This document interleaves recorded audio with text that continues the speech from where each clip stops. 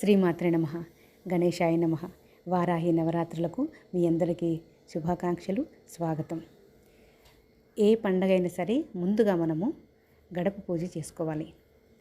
నిన్న మనం ఇల్లంతా శుభ్రంగా ఉన్నప్పటికీ ఇప్పుడు ఈరోజు పండగ రోజు ఎర్లీ మార్నింగ్ లేవగానే చక్కగా ఇల్లంతా తడబట్టేసుకొని తూడ్చుకొని స్నానం చేసుకొని గడప పూజ చేసుకోవాలి.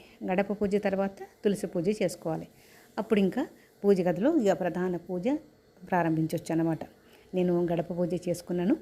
చక్కగా తులసమ్మని చూసారా, తులసిని బృందావనం అంటారు కదా, చక్కగా బృందావనంలాగా రావాలని ఈసారి చూడండి పెద్ద తొట్టి పెట్టాను.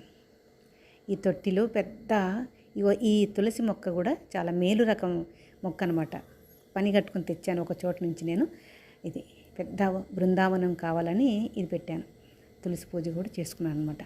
ఇప్పుడు ఇంకా ఇంట్లోకి వెళ్ళి ప్రధానమైనటువంటి పూజ కలశ స్థాపనతో ప్రారంభిద్దాము.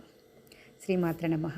అందరూ బాగా చేసుకుంటారని, మీ అందరికీ అమ్మవారి ఆశీస్సులు లభించాలని కోరుకుంటున్నాను.